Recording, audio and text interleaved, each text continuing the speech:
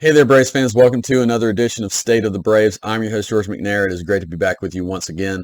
Last week we talked about the Sean Murphy extension, and this is just another extension in a long list of contract extensions that Alex Anthopoulos has given to many of the Braves' best players to keep them in town. And of course, not every player is getting an extension. Dansby Swanson signs with the Cubs. 2 years ago, of course, Freddie Freeman moves on to the Dodgers, but the Braves nonetheless have been able to lock up a lot of their core and relatively young core with these what many would say are team-friendly extensions. So it has a lot of benefit to the Braves, a lot of value that Anthopoulos is able to get from these types of deals. And so last time we also just kind of dove into how the Braves determine which players to give extensions to, trying to look at some of the, we can read the tea leaves, a little bit of how the Braves do this, when they give extensions to certain guys, what guys they might shy away from, and when they might, even if they love a player, if they're now not able to do a deal with them at some point, maybe they'll back off of them. So we talked about Max Fried a little bit too, and I said that I find it unlikely that the Braves are going to be able to extend Fried. Not impossible. I would certainly love for news to come out that it happens, but it seems less likely today than it did maybe a year ago. So nonetheless, what we're going to do today is what I really want to do is analyze the long-term roster setup for the Braves, and then by seeing where they're really strong, we can also look at some areas of weakness and things that, as Braves fans, we should be aware of. I think it's helpful to know kind of the long-term outlook of the team. You're not quite as shocked when the team maybe goes in one direction or goes away from another direction. So let's really break down these guys that are controlled by the Braves through, I would say, through at least the 2027 season, and I might go to one or two guys that are at least signed through 2026, but for the most part, 2027 is when some of these extensions begin to run out, and then some of them go well past that. All right, so let's start at in the infield with first base and Matt Olson. Of course, you guys know that the Braves acquired Olson from the Oakland A's last offseason when the Freddie Freeman deal did not get done. So Olson will be a free agent after the 2030 season, So Braves have him for a lot of years. And, I would say Olson had a solid, though not spectacular, first season with the Braves. I think you cut the guy a little bit of slack. He had a lot just emotionally to deal with coming in for Freddie Freeman and all of those expectations and everything that surrounded that. But nonetheless, Olson is signed through 2030. Of course, second base is Ozzie Albies, coming off of kind of an injury-plagued down season for him. He's a free agent after 2027. So he's one of the guys of the core that will come up for free agency earlier unless the Braves are able to extend him again, which is possible. Albies will be a free agent and still relatively young at that point. I think he'll be around 30. So, yeah, it's definitely possible. Shortstop is Vaughn Grissom, and Vaughn Grissom is a big question mark this season. We've talked about it, so you can't really pencil Grissom in yet as like an established player. I know that the Braves would love for this to happen. I really, again, would encourage you to listen to that Alex Anthopoulos interview because he talks about Vaughn Grissom a good bit, and I'll get deeper into that a little later in this episode. But I think the Braves really are hoping that Grissom can be the guy, and it would benefit the Braves and the organization a lot if he could figure things out. So he will be a free agent after the 2029 season. So he has a ton of control, and that's just one reason why for the Braves it would be great if he could become a real player for them. All right, at third base, of course, you have Austin Riley. He's a free agent after the 2033 season. So Riley has the most control of any player on the Braves roster. He basically, the Braves have signed him through most of his career. I mean, he would be 35, 36 years old at the end of this contract. It's pretty cool that he'll be around for that long. I like Austin Riley a lot. I think he's one of those quiet leaders, and of course he has tremendous power. So hopefully he will just continue to hit throughout the entirety of that contract. At the catching position, like I just mentioned, Sean Murphy is signed. He will be a free agent after the 2029 season. All right, so that's the infield. And so basically, if Vaughn Grissom can figure things out defensively, the Braves have their infield locked up for a really long time. I mean, they have to be, the other teams around baseball have to be incredibly envious of what the Braves have in this infield. All right, so let's go back. Let's go out to the outfield, and the two guys that the Braves have locked up so far. Michael Harris, of course, the just burst onto the scene last year in center field. He's a free agent after the 2032 season, so the Braves were able to give him a pretty long-term deal. And this is one of the better deals, I think, one of the more team-friendly deals that the Braves were able to get. Ronald Acuna Jr. is signed, and he will be a free agent until the end of the 2028. Sorry, he'll be a free agent after the 2028 season. So two of your three outfield spots are also locked up. Left field, of course, is a big question mark, and it remains so this season. So, a big open spot right now for left field. We hope that Eddie Rosario bounces back. But again, this episode is not necessarily dedicated to the short term, but the long term. So left field is very much an open spot long term for the Braves. And, that's also true of the DH position. I mean, we can call it a position too now that DH is universal across baseball. The Braves don't really have a dedicated designated hitter. I don't know that you necessarily have to have a designated hitter that is like your guy, like the classic DHs of old, like David Ortiz. I mean, it's nice to have one of those guys. The Braves definitely don't have that. So it'll be interesting to see going forward if they're able to fill those positions. All right, now on to pitcher. In terms of, again, signed through at least 2027, the only pitcher that the Braves have, established pitcher that the Braves have locked up that long term is Spencer Strider, who they were able to sign an extension with this past season. He will be a free agent after the 2029 season. So other than him, two guys, the only other guy that's kind of been around the majors is Bryce Elder. He would also be a free agent after 2029.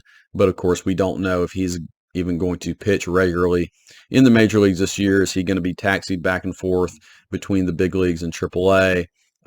Maybe he wins the fifth starter spot. I kind of doubt that, but not that I'm necessarily doubting that Elder can do it.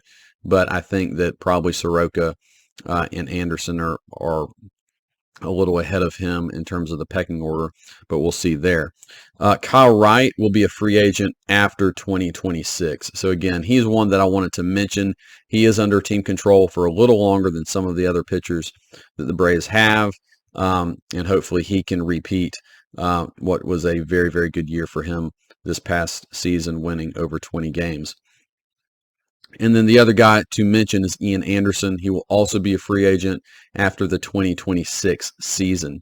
But, if you look at that list, again, Spencer Strider, the only guy who I would say, is, okay, this is a top of the rotation guy. Kyle Wright, middle of the rotation guy. I think maybe, he could take even another step forward and be like a number two. Winning 20 games is incredibly impressive. But, is he the lockdown guy? Is he on the level of a Max Fried or a Spencer Strider? He's probably the next spot down. But again, it's really good to have him. Hopefully he can back things up, and it's great to have him sign through 2026. But the Braves, Kyle Wright, Spencer Strider, kind of some holes after those two guys. And so clearly starting pitching already is showing itself to be long-term a bigger issue than some of these other spots. In terms of relief pitching, I don't want to spend too much time on this because typically you're not going to have a lot of relief pitchers who are locked up long-term. Dylan Lee is the only guy that's really contributing a lot to the bullpen right now, who is controllable for a long period of time. He'll be a free agent after the 2027 season. Everybody else could come come up in free agency much sooner than that. All right, so that's just kind of the picture of the long-term stuff for the Braves. Now, what I will say is that is a better picture than any other team in baseball in terms of locking up proven talent. So this is good stuff. It is in no way telling you, oh no, we don't have, left field and DH locked up long term. No, I mean that it's good to be in this kind of situation, and yet it's something to be aware of certainly. So let's look at some notable free agents that will be coming some notable Braves will be coming into free agency somewhat soon. So the very first name you come to is Eddie Rosario, left fielder for the Braves. He will be a free agent after this upcoming season. He's making $9 million this year. Now, in theory, the Braves could exercise a club option for another $9 million for 2024. It's hard to imagine that happening. I really hope that Eddie could bounce back from what was a really down and weird season for him last year, having the eye issues. You don't know, even once he came back from that, you don't know how much he was affected by that eye surgery that he had to have. Yeah, great if he bounces back this year. I think even if he does, there would be some debate as to offer him another $9 million for 2024. Charlie Morton could be a free agent after 2023 if the Braves don't exercise a $20 million option for 2024. I think this is could be Morton's last season in the bigs if he comes back and isn't really any better than he was last season. I think a lot of people are hoping and thinking that he will be better this season. Remember, he breaks his leg at the end of the 2021 World Series. He doesn't have a very normal off season for an older guy, and then he enters 2022 and had kind of a down year. So we'll see with Morton. I think the Braves not having great depth in the starting pitcher rotation beyond this year I'm sure they're very much hoping that he can bounce back, and they would love to be able to give him that $20 million for return for 2024. Travis d'Arnaud is a free agent. It's kind of similar to Morton. He's signed through 2023 with a club option for 2024. Now he's only making $8 million a year compared to Morton. Getting a little older, but I think the Braves would be happy to give him $8 million again in 2024 if he continues to play well. As you guys know, getting Sean Murphy changes things a little bit for d'Arnaud. I mean, how many plate appearances is he going to see? How many starts is he going to see? I don't know. I don't know exactly what the Braves plan to do. You would think that Murphy's going to get far more appearances behind the plate than d'Arnaud. You hope that makes him a little more productive. I mean, he's been productive, but that he just is able to continue to produce at a pretty high level in that kind of situation. You don't know how many plate appearances he's going to get at the DH position.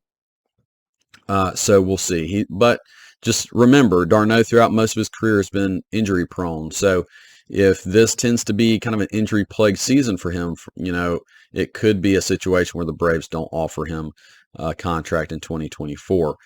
He is one of the leaders of the clubhouse. He's very well liked, so I expect him to be back after this coming season.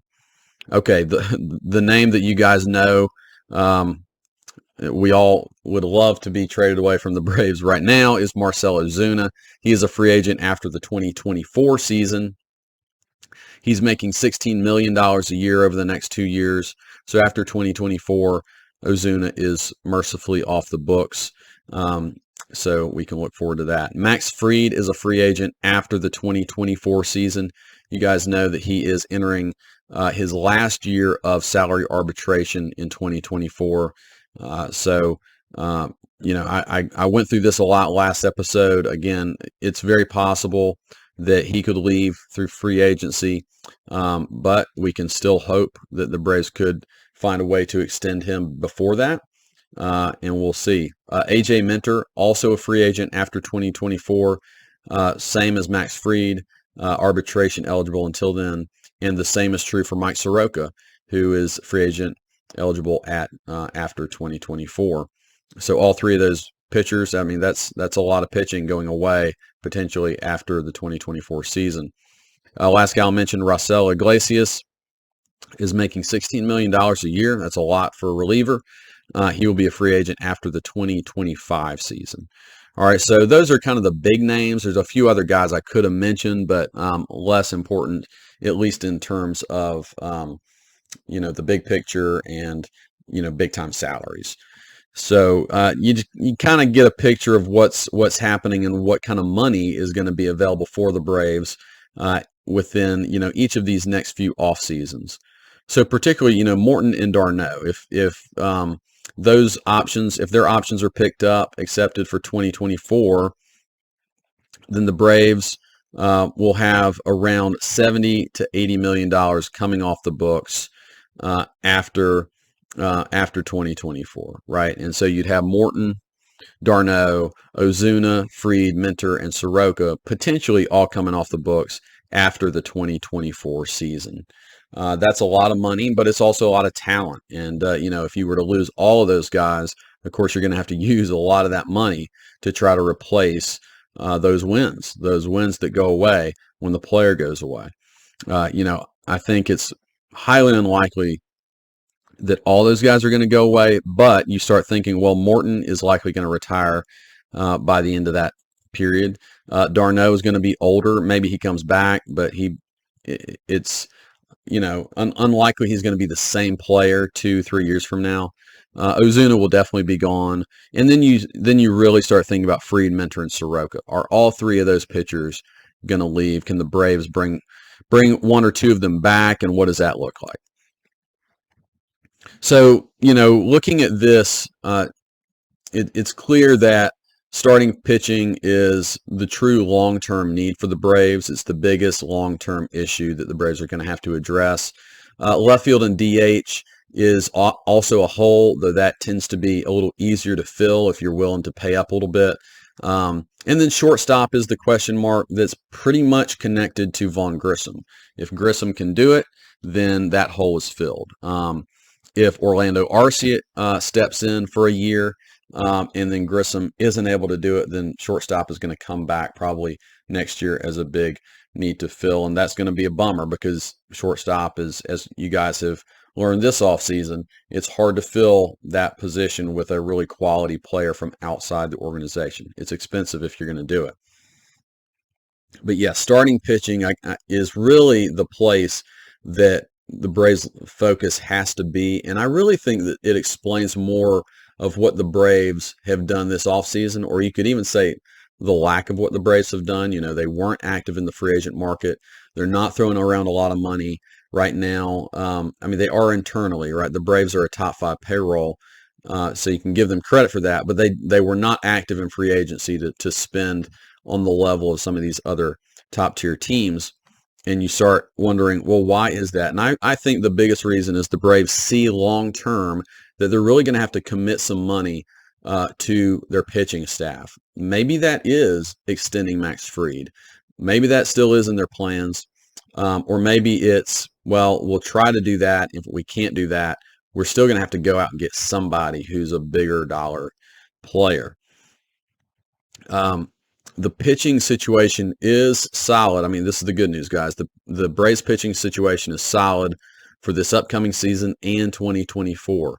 Everybody's pretty much signed through that point. So this is a good thing. But if Morton is likely to retire, at least, maybe it happens in 2023, but it could happen 2024. Morton is going to be gone.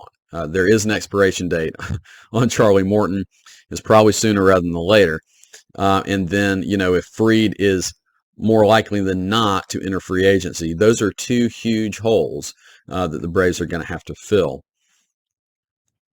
If the Braves extend Max Fried, it's going to be costly. It's going to cost serious money. I think one of the better recent contracts that you can look at, even though it wasn't an extension, is Carlos Rodon, who went to the Yankees. The Yankees gave Rodon 6 years, $162 million this offseason. Now, Rodon is 30 years old, so he gets a 6-year deal that'll take him through his age 35 season, pushing 36 by the end of that. That deal is $27 million a year. All right, Rodon has some arm issues, but he's beyond that for about 2 years, and he was one of the top, you would say, one of the top five pitchers in the National League this year. Also a lefty, so it's a good. I think he's a good player to compare to Fried. Um, so once Fried enters free agency in 2 seasons, he will be 31 years old. So he'll be 1 year older than Rodon at that time. And so, when you start thinking, okay, if you match up a deal through the age 35 season for Fried, then that would be a 5-year deal for $135 million. Would he do that? I think if the Braves were to offer 5 years, 135, I wonder if he does that, because Fried has been a little more consistently great than Rodon. Again, Rodon had 2 really good seasons back to back. Fried has been pretty much elite for 3 years. And on top of that, I think Fried is considered maybe a little more elite than Rodon. There might be some argument on that. But if he continues to be this good for 2 more years, right, let's just assume that for a second, then yeah, I think the track record is going to be stronger once he gets to free agency. So it's going to be, I think, possible for the Braves to extend him if they're willing to go to that kind of a big number. The question is, with the Braves, starting pitching contracts, they are even more risky than other contracts. And so I wonder, the Braves are pretty risk averse. So I do wonder if they would be willing to go through Fried's 35 season. But I bet other teams would. So this is why I really do think Fried is likely to go to free agency. But again, I think if the Braves were willing to go this high, maybe there's opportunity for them to get a deal done. All right, so let's go away from Fried. Let's talk about Mike Soroka for a second. Soroka is scheduled to enter free agency after the 2024 season. And as you guys know, he has not pitched in basically 2.5 years. And just the sad situation of him, tearing his Achilles twice.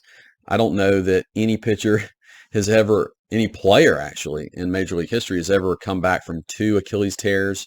Of course, the first one, if you've, Dave O'Brien also did a really great interview with Soroka earlier this offseason. Definitely worth a listen to. But Soroka kind of explains that he had been feeling a lot of leg, calf cramping, calf pain for some time. He was feeling something, didn't really address it, didn't know what it was. And that a lot of it, probably looking back, had to do with some bad mechanical things and how he was landing off the mound.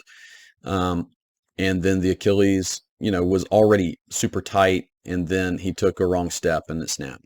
The second Achilles tear was basically from it being poorly repaired, and that's just, really bad luck on his part. Now it sounds like he's gotten a lot of these issues solved in terms of his mechanics, changing how he lands off the mound, that sort of thing.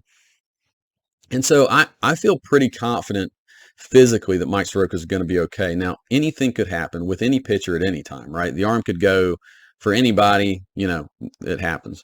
But as far as confident as you can be with a guy who hasn't pitched in 2.5 years, I think Soroka's, come over to a better place with his health. He's going to have a normal off season. And so I'm very hopeful that he's going to be able to vie for that 5th starter spot. Guys, let's not forget how great Mike Soroka was at a very young age. He was a Cy Young candidate. He was second in the Rookie of the Year voting in 2019. I mean, this guy was awesome. So, can he find the magic again? He has 2 years basically to prove it for the Braves. So I think it's a really crucial year for him personally, but for the Braves too, because again, as you look at this, organizational weakness potentially that could happen with the Braves, if Soroka can turn things around and have a great season, he probably opens the door for the Braves to talk to him about an extension before he gets to free agency. So a little trivia question, guys. How old was Max Fried when he entered the Braves starting rotation for good, right? Full time in the starting rotation. He was 25 years old. How old do you think Mike Soroka is entering the 2023 season? He's 25. So I know it feels like Soroka has been around forever, and he has been, but he broke in so early, and Fried broke in late. It took Fried a long time to get to the big leagues because he had Tommy John surgery and a couple other things happen. Guys get to the bigs later. I mean, it happened with Kyle Wright too. It took him a while to figure it out. So I'm just saying that with all of the issues that Soroka's had over the last basically 3 seasons, coming back as a 25-year-old, he's still young. He basically still has his entire career ahead of him if he can, just get his footing back and be healthy. And, I hope he does that. And it really could be with the Braves for a long term if he can figure it out. It would be a huge thing for the Braves for Soroka to have a great season. He's, to me, one of the big wild cards of this season. Of course, you can't expect really anything from a guy who's been out for the last 2.5 years. But if he can do it, if it happens, then this could be one of the biggest things for the Braves long term. So, in terms of Fried, yeah, we'll see what happens with the extension. In terms of Soroka, I could imagine, let's say, halfway through the season, he's pitched great. He's looked basically like the old Mike Soroka. Could the Braves come to him and say, "Hey, let's tag on, 3 years," and I don't really have a number right now, guys. 3 years, $45 million. I'm making that up, but let's say they did that. Soroka, with all of his injury issues, he might take that, right? He gets a bigger payday than he's ever gotten, and with all his injury issues, he might jump at that. And he would still, even at that point, he'd probably enter free agency, around 29 or 30 with another big payday to come. So I could see it happening. But of course, this is in, kind of a perfect scenario of him pitching really, really well to begin the season. So we'll see what happens with that. Long term for the Braves, beyond those two, you start looking at prospects who, let's say Max Fried does leave in 2 years. Let's say Mike Soroka leaves in 2 years. Who else could step up that's already in the organization in that 2-year window? You maybe have 4, and I might be leaving some guys out here, but you have maybe 4 guys who could be stepping up. The first is Jared Schuster.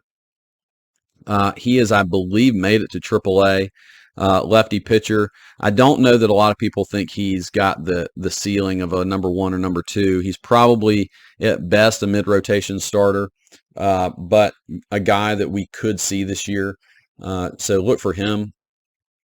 A.J. Smith-Shawver is a guy that I think will get some pretty big hype in the organization this year. He's probably a little further away. 2025 is where his ETA likely is.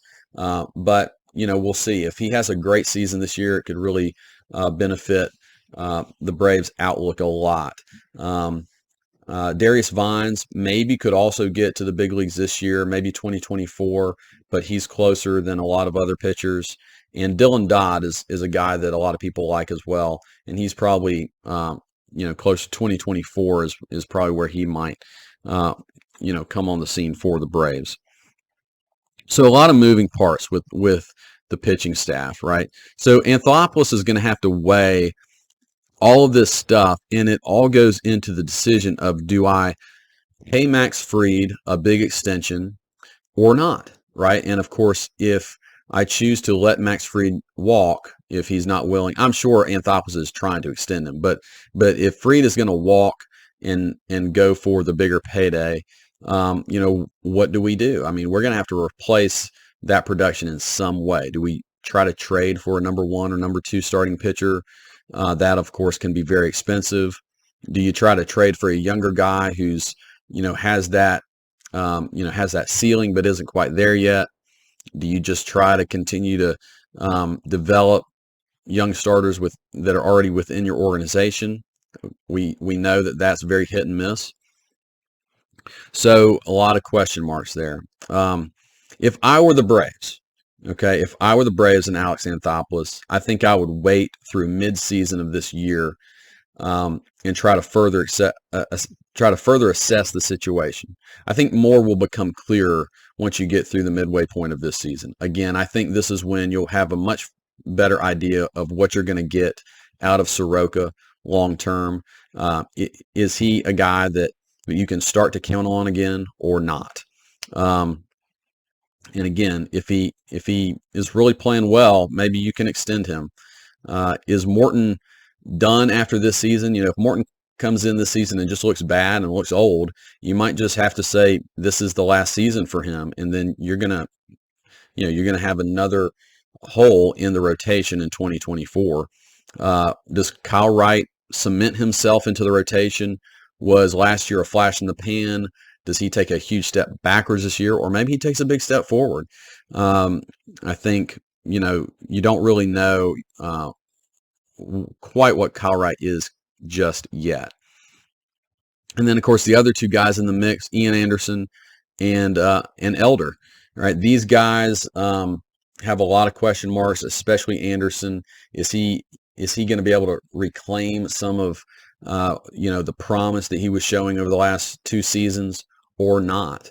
I think with Anderson, it's people keep talking about it. He needs a third pitch. I actually think what Anderson has to do is figure out a way to command his fastball better, hit his spots with his fastball, and once he does that, his changeup will become elite again. But he got to the point where guys could just sit on his changeup because he couldn't put his fastball where he wanted it to. Braves fans know with Tom Glavine, if you can have a good enough fastball that you can spot and you have an elite changeup, you can get by with that. So we'll have to see what how Anderson looks coming into this season. But this is a big swing year, I think, for the Braves in terms of their pitching staff.